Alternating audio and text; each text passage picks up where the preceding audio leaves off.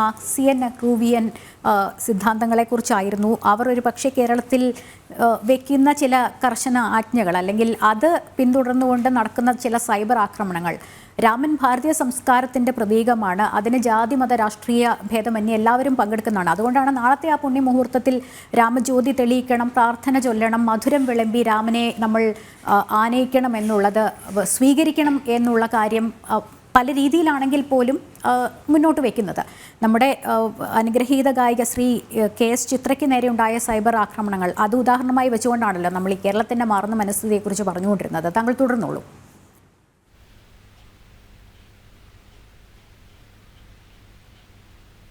അതെ അതെ, തീർച്ചയായിട്ടും ഈ തരത്തിലുള്ള എന്താ പറയുക, ഒരു ബ്ലാക്ക് മെയിലിംഗ് എന്ന് തന്നെ അതിന് പറയേണ്ടി വരും. രാഷ്ട്രീയ താല്പര്യത്തോടു കൂടിയുള്ള ബ്ലാക്ക് മെയിലിംഗ് ആണ് ഈ കൂട്ടരെല്ലാവരും ചേർന്ന് നടത്തുന്നത്. അതിലൂടെ അവർ ലക്ഷ്യം വെക്കുന്ന മറ്റു പലതുമുണ്ട്.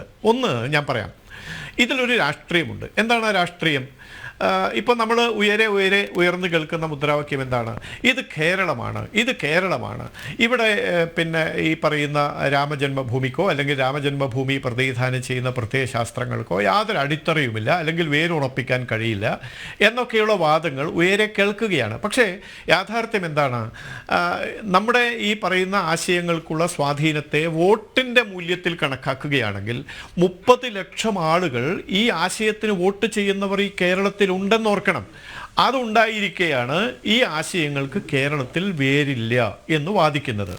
ഇനി ഈ വേരുപയോഗിച്ച് പടർന്നു പന്തലിക്കാൻ ഈ പ്രസ്ഥാനത്തിന് കഴിയില്ല എന്നാണ് അവർ ഉദ്ദേശിക്കുന്നതെങ്കിൽ അത് വൃഥാവിലാണ് എന്ന് പറയേണ്ടി വരും. കാരണം ഒരു പരിധിവരെ ഞാൻ പറഞ്ഞല്ലോ നേരത്തെ, ഈ പറയുന്ന കൂട്ടരെല്ലാം ചേർന്നുകൊണ്ട് കേരളത്തിലെ ജനങ്ങളെ മസ്തിഷ്ക പ്രക്ഷാളനം നടത്തി രാമജന്മഭൂമി പ്രസ്ഥാനം എന്ന് പറയുന്നത് വലിയ വർഗീയമായ ഒന്നാണ് എന്നൊക്കെ പറയുന്നുണ്ട്.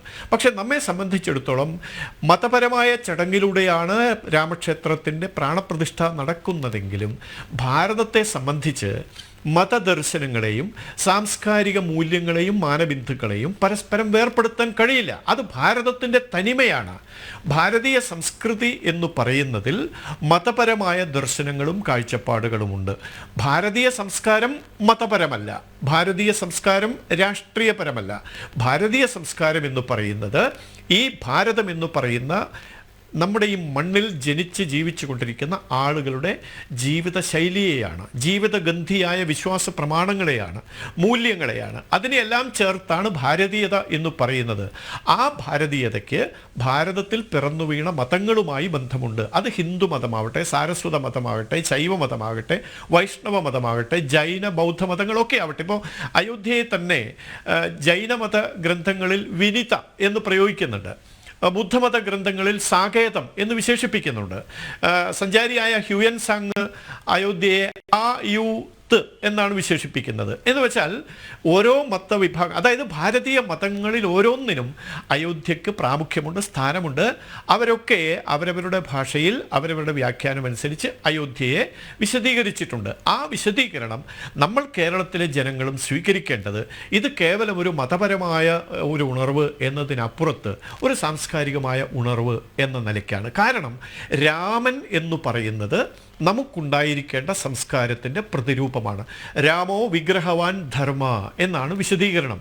എന്ന് വെച്ചാൽ ധർമ്മത്തിൻ്റെ വിഗ്രഹമാണ് രാമൻ. ധർമ്മം എന്ന് പറയുന്നത് എന്താണ്? നമ്മൾ ജനിച്ച നാൾ തൊട്ട് അന്തിമ നിമിഷം വരെയും നമ്മൾ ജീവിക്കുന്ന മൂല്യത്തെ അടിസ്ഥാനമാക്കി ജീവിക്കുന്ന സമൂഹജീവിയായി നാം പെരുമാറുന്ന, കുടുംബസ്ഥനായി, ഉദ്യോഗസ്ഥനായി, വിദ്യാർത്ഥിയായി, യുവാവായി, നാട്ടുകാരനായി, സന്നദ്ധ പ്രവർത്തകനൊക്കെയായി ജീവിക്കുമ്പോഴൊക്കെ നമ്മെ നയിക്കേണ്ടുന്ന ചില മൂല്യങ്ങളുണ്ട്, അല്ലെങ്കിൽ നമ്മെ നയിക്കേണ്ടുന്ന ചില ദർശനങ്ങളുണ്ട്. ആ ദർശനങ്ങളുടെ അടിസ്ഥാനത്തിൽ നമ്മൾ ജീവിക്കുമ്പോഴാണ് ധാർമ്മിക ജീവിതമാകുന്നത്. ആ ധാർമ്മിക ജീവിതം നയിക്കാൻ നമ്മെ പ്രേരിപ്പിക്കുന്ന വിഗ്രഹമാണ് രാമൻ. രാമോ വിഗ്രഹവാൻ ധർമ്മ, വിഗ്രഹമാണ്, ധർമ്മത്തിൻ്റെ വിഗ്രഹമാണ്. ആ ധർമ്മത്തിൻ്റെ വിഗ്രഹത്തിന് മതപരമായ അല്ലെങ്കിൽ മറ്റു തരത്തിലുള്ള നിർവചനങ്ങൾക്കൊന്നും അതിനൊക്കെ അപ്പുറത്താണ് രാമൻ എന്നുള്ളത്. ആ സങ്കല്പമാണ് കേരളത്തിലെ ജനങ്ങൾ ആഗ്രഹിക്കുന്നത്. അതനുസരിച്ച് തന്നെയാണ് മുഴുവൻ ഭാരതത്തിലും ഈ സങ്കല്പം തന്നെയാണ് ജനങ്ങളിലേക്ക് പകർന്നു കൊടുക്കാൻ ദേശീയ പ്രസ്ഥാനങ്ങൾ ശ്രമിക്കുന്നത്. നോക്കൂ, അയോധ്യയിലെ ഇപ്പം ഏറ്റവും വലിയ കാര്യക്കാരൻ ആരാണെന്നറിയാമോ? അവിടെയുള്ള ആചാര്യന്മാരെ സഹായിക്കുന്ന, അവിടെയുള്ള സന്യാസിമാരെ സഹായിക്കുന്ന, അവിടെ വന്നെത്തുന്ന ഭക്തന്മാരെ സ്വീകരിക്കുന്ന കൂട്ടത്തിൽ നിങ്ങൾക്കൊരാളെ കാണാം. അദ്ദേഹം സുപ്രീം കോടതിയിൽ അയോധ്യ എന്ന് പറയുന്ന പ്രദേശത്ത് ബാബറി മസ്ജിദ് സ്ഥാപിക്കാനുള്ള അനുവാദം ചോദിച്ചുകൊണ്ട് പോയിരുന്ന ആളാണ്. ഞാൻ പെട്ടെന്ന് അദ്ദേഹത്തിൻ്റെ പേരെൻ്റെ നാവിലേക്ക് വരുന്നില്ല. അദ്ദേഹമാണ് അവിടെ കാര്യങ്ങളെല്ലാം ചെയ്യുന്നത്. അയോധ്യയിലെ മുസ്ലിം സഹോദരങ്ങളെ സംബന്ധിച്ച് അവർക്ക് രാമക്ഷേത്ര നിർമ്മിതിയിൽ ഒരു വിഷയവുമില്ല, ഒരു പ്രശ്നവുമില്ല. ഉത്തരേന്ത്യൻ നഗരങ്ങളിൽ വ്യാവസായിക രംഗത്തുള്ളവർ, ഉദ്യോഗസ്ഥന്മാർ ഒക്കെ എല്ലാവരും, വൻകിട വ്യാപാരികളാവട്ടെ, ചെറുകിട തട്ടുകട നടത്തുന്ന ആളുകൾ വരെ ജാതി മത വർഗ ഭേദമന്യേ രാമക്ഷേത്ര നിർമ്മാണത്തിൻ്റെ പ്രാണപ്രതിഷ്ഠക്കായി കാത്തുകൊണ്ടിരിക്കുകയാണ്. ആ സന്ദർഭത്തിലാണ് നമ്മുടെ ഈ കേരളത്തിൽ ഇതിനെക്കുറിച്ച് നല്ല രണ്ട് വാക്കുരിയാടി എന്നതിൻ്റെ പേരിൽ സുപ്രസിദ്ധ ഗായികയെപ്പോലും സിനിമാ രംഗത്തുള്ളവരെയൊക്കെ അധിക്ഷേപിച്ചുകൊണ്ട് രംഗത്ത് വരുന്നത്. പക്ഷേ ഇതൊക്കെ ജനങ്ങൾക്ക് തിരിച്ചറിവിനുള്ള മാർഗമാണ്. ജനങ്ങൾക്ക് ഇതെല്ലാം തിരിച്ചറിയാൻ കഴിയും. ഈ തിരിച്ചറിവ് ജനങ്ങളിൽ ഉണ്ടാക്കിയെടുക്കാൻ കഴിയുന്നു എന്നുള്ളതാണ് രാമമന്ത്രത്തിൻ്റെ ശക്തി എന്ന് നമുക്ക് പറയാൻ സാധിക്കും. അതേതായാലും ശുഭപ്രതീക്ഷയോടെ നമുക്ക് കേരളത്തെയും കാണാൻ കഴിയും. തീർച്ചയായിട്ടും നാളെ പറഞ്ഞതുപോലെയാണ് ഒരുപക്ഷെ ഒറിജിനലും ഡ്യൂപ്ലിക്കേറ്റും തമ്മിലുള്ള വ്യത്യാസം. ഒരു യഥാർത്ഥ ഇസ്ലാം മതവിശ്വാസിക്ക് ഒരിക്കലും വെറുപ്പ് ഹൃദയത്തിൽ വെച്ചുകൊണ്ടിരിക്കാൻ ഈ ഒരു മുഹൂർത്തത്തിൽ സാധ്യമാവില്ല എന്നുള്ളതാണ്. ഒറ്റ കാര്യം കൂടി ചോദിച്ചോട്ടെ, ഈ നഷ്ടപ്പെട്ട പ്രതാപം വീണ്ടെടുക്കുന്നതിൻ്റെ ചർച്ചയിലാണല്ലോ നമ്മൾ. കാരണം നാളെ ഇനിയിപ്പോൾ മണിക്കൂറുകൾ മാത്രമേ ഉള്ളത്. വീണ്ടും വീണ്ടും പറയുന്നത് ആ ഒരു സന്തോഷത്തിലും ആവേശത്തിലും ഒക്കെയാണ്. പക്ഷേ കേരളത്തിൽ ഇങ്ങനെ ക്ഷേത്രഭൂമികൾ ഇപ്പോഴും അന്യാധീനപ്പെട്ടുകൊണ്ടിരിക്കുന്ന ഒരു സാഹചര്യം കൂടിയുണ്ടല്ലോ.